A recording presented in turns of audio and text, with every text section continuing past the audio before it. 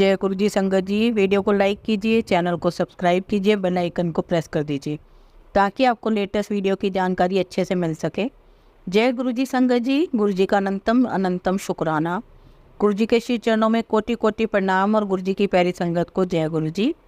संगत जी, क्या आप जानते हैं कि मनुष्य का सच्चा साथी कौन है?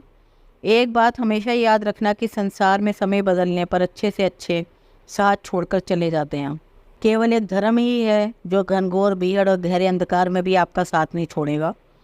आपकी परछाई भी आपका साथ छोड़ दे, परंतु धर्म आपका साथ कभी नहीं छोड़ेगा, बशर्ते कि आप उसका साथ ना छोड़ो। इसलिए धर्म को मजबूत बनाइए, वही तो आपका सच्चा साथी है। जिस काम के करने से अभ्युदय और श्रेयस की प्राप्ति हो, वही धर्म है। धर्म हमारा सच्चा साथी क्यों है, इस बात को हम सत्संग के अंत में एक कहानी के माध्यम से समझेंगे। आज के सत्संग भी बहुत सुंदर हैं, बहुत ही खास हैं और बहुत कुछ उसमें हमारे लिए ब्लेसिंग्स हैं। गुरुजी ने हमें सौभाग्य दिया है, इसलिए संगत जी हमें सारे सत्संग अंत तक सुनने हैं। क्या पता कि किस सत्संग में आपकी किन बातों के जवाब गुरुजी ने दिए हैं, कितनी ब्लेसिंग्स आपको दी हुई हैं। हम सत्संग शुरू करें उससे पहले आप सभी से रिक्वेस्ट है कि आप सभी अपने सत्संग सुंदर लिखावट में हिंदी में ईमेल आईडी और व्हाट्सएप पर शेयर करें, और अगर आप चाहें तो ईमेल आईडी और व्हाट्सएप पर टाइप भी कर सकते हैं। तो चलिए संगत जी, आज के सत्संग शुरू करते हैं। आज का पहला सत्संग हम दिल्ली के गांधीनगर से सिम्मी आंटी का सुनेंगे। जय गुरु जी, शुक्राना गुरु जी का अनंतम शुक्राना। प्यारी संगत को भी जय गुरु जी। गुरु जी कहते हैं अपनी जर्नी शुरू से शुरू करो। मेरा नाम सिम्मी है। मैं पहली बार गुरु जी के बड़े मंदिर 2016 में गई थी। शायद गुरु जी ने बुलाया था। मैं जब भी गुरु जी के स्वरूप को किसी और के घर में देखती तो मुझे बहुत सुंदर लगता था गुरु जी का स्वरूप, और मैं मन में सोचती कि कितने सुंदर हैं, कितना सुंदर चेहरा है, बहुत तेज है चेहरे पर यह नहीं पता था कि गुरुजी बड़े मंदिर छतरपुर के ही हैं। फिर एक दिन आंटी ने मुझे बताया कि छतरपुर बस जा रही है, अगर जाना हो तो 11 बजे बस स्टैंड पर आ जाना। मैं बस स्टैंड पर चली गई, सारी संगत टाइम से आ गई थी। फिर हम बड़े मंदिर छतरपुर पहुंच गए। वहाँ पहुंचकर सबसे पहले हम लोगों ने जूते घर में अपनी चप्पलें उतार के रख दी। फिर हम मंदिर के लिए लाइन में लग गए। मंदिर के अंदर जाकर हमने इतना बड़ा शिवलिंग देखा और देखते ही रह गए। इतना सुंदर शिवलिंग आज तक नहीं देखा था, बिल्कुल भी मेरी नज़र शिवलिंग से नहीं हट रही थी। फिर लाइन से हम सब मंदिर के अंदर आ गए। मंदिर इतना सुंदर था कि नज़र हट ही नहीं रही थी। फिर संगत जी, पहले हम सबको जल प्रसाद दिया गया। मुझे ये नहीं पता था कि पानी नहीं जल प्रसाद है, मुझे माफ़ करिएगा गुरु जी। फिर मंदिर के अंदर मैं थोड़ी देर के लिए बैठने के लिए बोला। फिर मैं वहाँ बैठ गई और बैठते मेरी आंखों से आंसू निकलने लगे, क्योंकि मुझे कुछ समझ नहीं आ रहा था, क्योंकि मैं बहुत परेशान थी। मेरे हस्बैंड बहुत ड्रिंक करते हैं, सुबह से ही पीते रहते हैं और ना ही कुछ काम करते हैं। संगत जी, मैं बहुत रोने लगी। मुझे संगत ने कहा आंटी अब उठो, किसी और को भी बैठना था। हम सब बाहर आ गए। संगत जी, हम सबको चाय प्रसाद दिया गया, समोसा प्रसाद दिया गया। हम सब ने अपना अपना प्रसाद खा के पार्किंग में आए। फिर हम सबको गुरु जी का स्वरूप मिला। मैं बहुत खुश हो रही थी कि मैं गुरु जी का स्वरूप लेके घर आऊँगी। मैं घर लेके आई और मेरे हस्बैंड ने गुरु जी का स्वरूप पता नहीं कहाँ रख दिया। मैंने पूछा कि गुरु जी का स्वरूप कहाँ है? कहने लगे जहाँ जाना था वहाँ चला गया। मेरा मन बहुत दुखी हो रहा था संगत जी। मन तो कर रहा था कि गुरु जी के बड़े मंदिर जाऊं, पर रास्ता नहीं पता था। फिर संगत जी ऐसे ही चलता रहा। मैं जॉब करने लगी थी गीता कॉलोनी के एक पार्ले में। गीता कॉलोनी में गुरु जी के बहुत सत्संग होते थे। मैंने कभी गुरु जी का सत्संग नहीं देखा था, क्योंकि छुट्टी के बाद जल्दी घर आना होता था। ऐसे ही चलता रहा मन में, कभी आता कि कैसे जाऊँ। जिस भी पार्लर में गई थी वहाँ मुझे गुरु जी मिले, मगर बड़े मंदिर नहीं जा सकती थी। 2019 में मेरे हस्बैंड की तबीयत ख़राब हो गई थी, ज़्यादा ड्रिंक करने से पीलिया हो गया था। रक्षाबंधन के बाद मेरे हस्बैंड ने ड्रिंक करना छोड़ दिया और अपनी दवाई लेने लगे। मैं तो पार्लर जाती थी क्योंकि रोज़ छुट्टी नहीं मिलती थी। दवाई लेने के बाद भी उनका पीलिया सही नहीं हुआ था। 2006 से 2019 तक मेरे हस्बैंड बहुत ड्रिंक करने लगे थे। सुबह 4 बजे से ही पीने लगते थे। उस बीच कितनी बार बीमार हुए। जब बीमार होते थे तो नहीं पीते थे, लेकिन ठीक होने के बाद फिर से पीने लग जाते हैं। हम कुछ भी कहते हो सुनते ही नहीं थे। मेरे 2 बच्चे हैं। उस टाइम मैंने कैसा समय काटा है ये मुझे ही पता है संगत जी। 2018 में मेरे हस्बैंड फिर से बहुत बीमार होने लगे। दिवाली के आसपास का टाइम था। उन्हें दर्द इतना ज़्यादा होने लगा कि यह सहनीय था।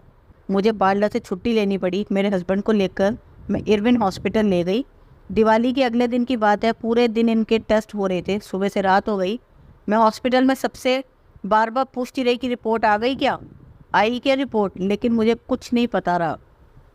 फिर सुबह 3 बजे डॉक्टर ने बताया कि इनका लीवर डैमेज हो गया है। डॉक्टर ने कहा कि हॉस्पिटल में एडमिट कार्ड बनवा लो। संगत जी, समझ ही नहीं आया कि क्या करूं।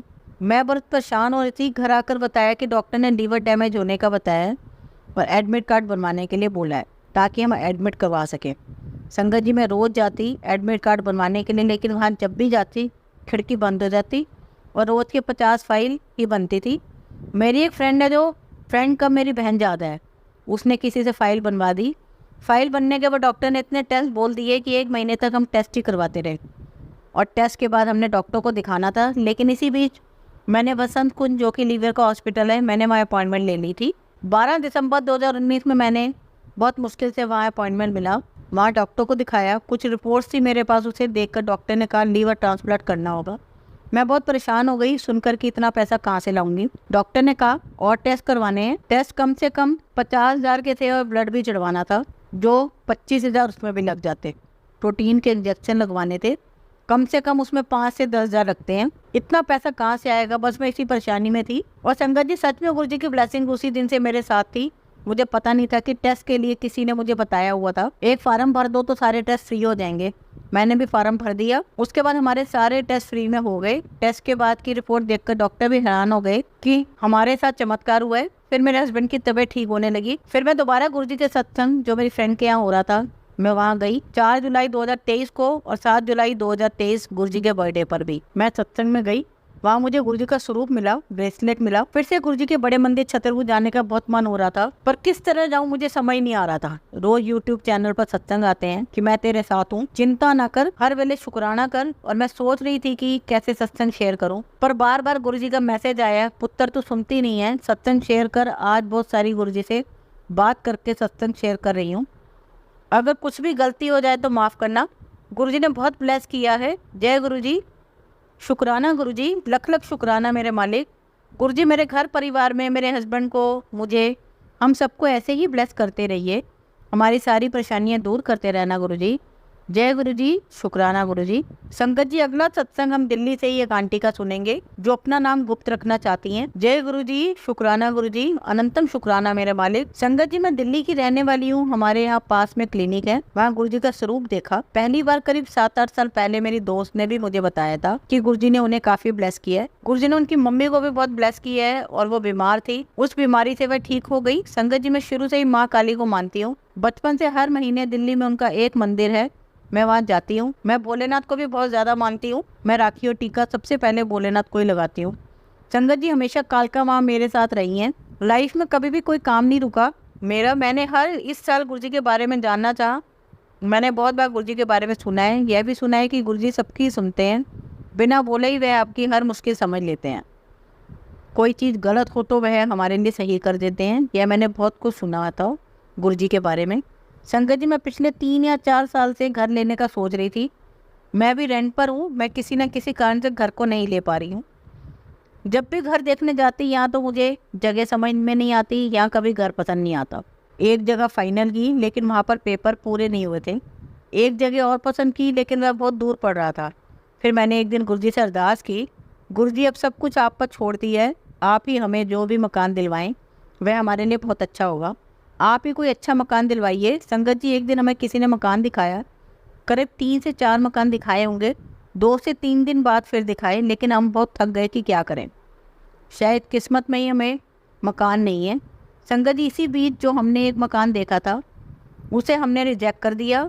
हम फिर उसे दोबारा देखने गए और वो जो हमें पसंद आने लगा, और जिस दिन हम उसकी बात करने गए वहाँ गुरुजी का स्वरूप था। मैंने गुरुजी से बोल दिया अब आपके हाथ में है, और उस दिन हमारी उस मकान की डील फाइनल हो गई। गुरुजी की इतनी ब्लेसिंग थी संगत जी, हमारे पास इतने पैसे नहीं थे कि हम मकान भी ले पाएँ, मगर गुरुजी ने सारी अरेंजमेंट करवा दी। मुझे पूरा यकीन है गुरुजी ही आगे की सारी व्यवस्था भी करवाएंगे। ऐसे मेरे बहुत सारे सत्संग हैं, मगर आज मेरा पहला सत्संग था। अगर मुझसे सत्संग करने में कुछ भी भूल हो चूक हुई हो तो मुझे क्षमा कीजिएगा। आगे और भी सत्संग शेयर करूँगी। अभी मैं अपने सत्संग को यहीं विराम देना चाहती हूँ। जय गुरु जी, शुक्राना गुरु जी, लख लख शुक्राना मेरे मालिक। संगत जी अगला सत्संग हम यूएसए से एक आंटी का सुनेंगे जो अपना नाम गुप्त रखना चाहती हैं। जय गुरु जी, शुक्राना गुरु जी, सारी संगत को जय गुरु जी। संगत जी मैं यूएसए से हूँ। मैं अपना पहला सत्संग शेयर कर रही हूँ। मैं गुरुजी से साल 2015 में पहली बार मिली। मेरी मम्मी ने मुझे कहा कि चलो बड़े मंदिर चलते हैं, वहाँ से ब्लेसिंग लेके आएंगे। तब मैंने मम्मी से पूछा कि कौन से गुरुजी हैं। मेरी मम्मी ने मुझे कहा कि मुझे भी कुछ खास पता नहीं है, लेकिन बहुत सुना है उनके बारे में। तो हम दोनों निकल पड़े बड़े मंदिर के लिए। वहाँ जाके बहुत अच्छा लगा। बहुत ही ऑर्गेनाइज मंदिर है, बहुत क्लीन है, बहुत वेल ऑर्गेनाइज है, सारी चीज़ें बहुत डिसिप्लिन है और बहुत शांति है। बहुत अच्छे हमारे दर्शन हुए। हमने लंगर प्रसाद किया। मुझे और मेरी मम्मी को दोनों को ही नहीं पता था कि लंगर एक ही प्लेट में कोई और 3 लोगों के साथ खाया जाता है। मेरी मम्मी और मेरे लिए बहुत ही डिफरेंट एक्सपीरियंस था। मगर मैं जैसे ही गुरुजी की मर्जी, हमने बहुत आनंदपूर्वक लंगर प्रसाद खाया और हम फिर बाहर आ गए। जब हम वापस आने लगे तो मैंने किसी संगत से पूछा कि हमें गुरुजी का स्वरूप कहाँ मिलेगा, मगर सबने मुझे कहा कि गुरुजी का स्वरूप तो गुरुजी ही देंगे। I was like what they are talking about. फिर मैं थोड़ा और आगे गई, फिर किसी से पूछा कि स्वरूप कहाँ से लेना है। Then again they said same thing कि गुरुजी खुद लाएंगे। और ऐसे हम आगे बढ़ते गए, हमें स्वरूप नहीं मिला। मैं और मम्मी घर आ गए और अगले दिन मैं यूएस से आ गई। And to be very honest Sangat ji, मैं भूल गई कि मैं गुरुजी के मंदिर भी गई थी और वहाँ क्या हुआ था। I just start my normal life here. I am so sorry Guruji, मगर शायद आपने मुझे उस टाइम एक्सेप्ट नहीं किया था, इसलिए वैसे तो मेरी लाइफ में बहुत स्ट्रेस रहता है।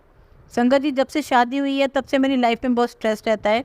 बट जैसे भी ये लाइफ चल रही है, 21 साल हो गए हैं शादी को संगत जी, बट मैं खुशी से आज भी वंचित हूँ। जो मैरिड कपल्स में प्यार होता है, रिस्पेक्ट होता है। मुझे अभी बच्चे भी नहीं है, लेकिन मैंने कभी भी वाहेगुरु जी से कंप्लेन नहीं की कि जैसा है अच्छा है, कल बेहतर हो जाएगा। बस ऐसी उम्मीद पर चलती गई। फिर एक दिन ऐसे इंस्टाग्राम रील्स देख रही थी तो एक इन्फ्लुएंसर है कीर्ति, उन्होंने बहुत ही सुंदर गुरुजी का स्वरूप ब्रेसलेट पहना हुआ था। और जैसे ही मैंने देखा तो मुझे लगा अरे ये तो वही गुरुजी हैं जिनके मंदिर गए थे। तो कोइंसिडेंस यह था कि मेरी मम्मी भी यूएस से आने का प्लान कर रही थी। तो मैंने अपने ज्वेलर फ्रेंड को कहा कि मुझे ठीक ऐसा ही स्वर ब्रेसलेट बना दो। उसने कहा ठीक है बना दूंगा। फिर मुझे याद आया कि जब हम लोग बड़े मंदिर गए थे 2015 में, तो हमने सबसे पूछा था कि गुरुजी का स्वरूप कहाँ मिलेगा। सबने यही कहा कि गुरुजी स्वयं आएंगे। I was confuse. Then my friend made the Swaroop and मेरी मम्मी फिर उस स्वरूप को यूएस से ले आई। मुझे ब्रेसलेट स्वरूप बहुत ही सुंदर लगा and I was very very happy for the same reason. फिर मैंने उस ब्रेसलेट स्वरूप को मंदिर में रखा, जोत लगाई और पहन लिया। मुझे बिल्कुल भी नहीं पता था संगत जी कि गुरुजी का मंत्र जाप भी होता है। फिर मेरी एक फ्रेंड है अमृतसर में, नेहा, उससे मैंने पूछा कि गुरुजी की कैसे पूजा की जाती है। तब उसने मुझे समझाया कि मंत्र जाप भी करते हैं, सत्संग करते हैं। धीरे धीरे मैंने मेरी फ्रेंड के बताए सब कुछ स्टार्ट कर दिया, पूजा करना, मंत्र जाप करना, सत्संग करना। और 2021 में मैं लगातार न्यू जर्सी में गुरुजी के मंदिर हो जाती हूँ। बस गुरुजी इसी तरह प्यार करते रहे और बुलाते रहे। इंडिया आती हूँ तो बड़े मंदिर भी आती हूँ दर्शन करने। संगत जी, मैं ऐसे ही सत्संग सुना करती थी और एक दिन इंस्टाग्राम पर पोस्ट आई कि कुड़िए शुक्राना करो। और मैं बोलती थी शुक्राना गुरुजी, और मैं मूव ऑन कर जाती थी। बट यही सब चलता रहा कि मैसेज आता था कि शुक्राना कर अपना, और मैं शुक्राना गुरुजी के आगे बोलकर आगे बढ़ जाती। लेकिन फिर मैंने एक बार एक सत्संग में सुना कि अपना सत्संग शेयर करो एंड दैट इज़ शुक्राना टू गुरुजी। तब मुझे लगा कि अच्छा शुक्राना सत्संग करके करते हैं, इसलिए गुरुजी की कृपा से आज मैं अपना सत्संग शेयर कर रही हूँ। Thank you for everything Guruji, thank you for your support for every single second of my breathe.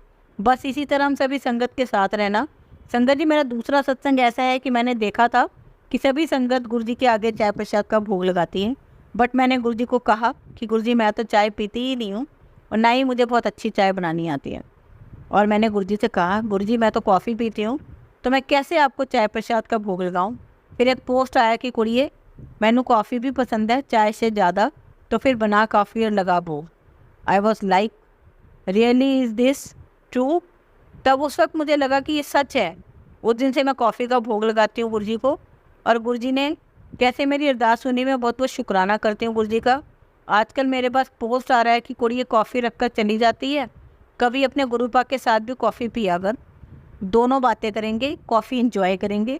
जय गुरु जी, शुक्राना गुरु जी। संगत जी, मैं वाहेगुरु जी को बहुत मानती हूँ। मैं कोशिश करती हूँ कि रोज़ गुरुद्वारे जाऊँ और वाहेगुरु जी से सब बातें करूँ। भाई जी हैं मेरे दादाजी के उम्र के होंगे। जब से गुरु जी के साथ जुड़ी हुई हूँ, वह हमेशा पूछते हैं कि पुत्र कुछ खाया। मैं हमेशा कहती हूँ हाँ जी खाया। वह हमेशा कहते हैं चाय पीकर जाना, और मैं चाय नहीं पीती। बट वो भी रोज़ बोलते हैं गुरुद्वारे में कि चाय पी के जाना, और लेकिन मैं कभी चाय पीकर नहीं आती। फिर एक दिन कुछ ख्याल आया कि जैसे गुरुजी आए हुए हैं और मेरे कान में बोल रहे हैं कि तू चाय नहीं पीती लेकिन एक सिप जरूर लेके जाना। और यह भी कहा कि गुरुजी ने कान में प्रसाद को मना नहीं करते पुत्र।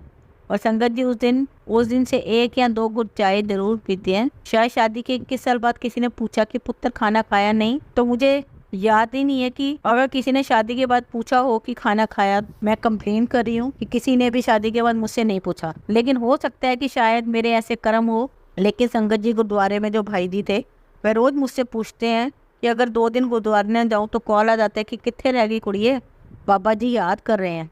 आज मैंने तेरे लिए मनपसंद सब्जी बनवाई है और गर्मा गर्म प्रसाद बनवाया है। संगत जी ये सारी बातें किसी और के लिए मायने ना रखती हूँ, लेकिन मेरे लिए बहुत बड़ी बात है। मेरे लिए बात बहुत मायने रखती है कि कोई मुझसे पूछता है कि तूने रोटी खाई, चाय प्रसाद पी, दिल को बड़ा सुकून मिलता है, बहुत अच्छा लगता है। और मुझे हमेशा ऐसे लगता है कि ये तो साक्षात गुरुजी ही हैं जो रोज़ मुझे मिलते हैं, स्माइल देते हैं, लंगर का पूछते हैं। जय गुरुजी, शुक्राना गुरुजी, बहुत बहुत शुक्राना गुरुजी आपका और आपकी संगत का भी। संगत जी सत्संग बहुत है, लेकिन जब भी गुरुजी आज्ञा देंगे मैं अपना अगला सत्संग जरूर सुनाऊंगी। अब मैं अपने सत्संग को यहीं विराम देती हूँ। जय गुरुजी, शुक्राना गुरुजी। संगत जी अगला सत्संग हम मानसी आंटी का सुनेंगे। जय गुरुजी, शुक्राना गुरुजी, लख लख शुक्राना मेरे मालिक। संगत जी मेरा पहला सत्संग है, मुझे नहीं पता मेरा कनेक्शन गुरुजी से कैसे बना। बस मुझे मेरे कलीग ने कॉलेज में गुरुजी के बारे में बताया था। उन आंटी ने मुझे अपना सत्संग बताया था जब मैं अपने हॉस्टल के ग्राउंड में घूम रही थी। मैंने सोचा पता नहीं ये कौन से गुरुजी हैं जिनके बारे में दीदी इतनी तारीफ़ कर रही है। मैं अपने रूम में आई, गुरुजी के बारे में सर्च किया, तब पता चला कि कौन गुरुजी हैं। सॉरी संगत जी, मुझे तब पता नहीं था कि बस मैंने गुरुजी की स्टेटस पे स्टोरी देखी थी। मेरी मौसी बहुत सारे फ्रेंड्स उनके बारे में स्टेटस डालते रहते हैं, बट जिस दिन मुझे आंटी ने उनके बारे में बताया और मैंने सर्च किया यूट्यूब पर, तो उस पर मंत्र जाप और भजन आए जो मैं पहले से सुनती आई हूँ, बट मुझे कभी रियलाइज़ ही नहीं हुआ कि मैं गुरुजी के भजन सुन रही हूँ। जय गुरुजी, शुक्राना गुरुजी, यह सब उन्हीं की कृपा है। एक्चुअली संगत जी मैंने अभी ग्रेजुएशन किया है और मैं साथ साथ आइल्स के लिए तैयारी कर रही हूँ।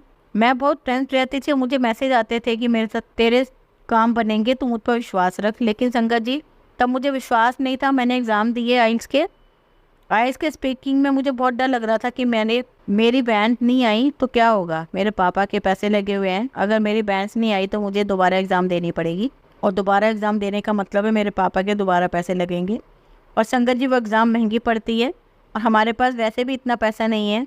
बहुत उल्टे सीधे विचार आते कि मेरा एग्ज़ाम में नहीं होगा, मेरे बैंड्स नहीं बन पाए।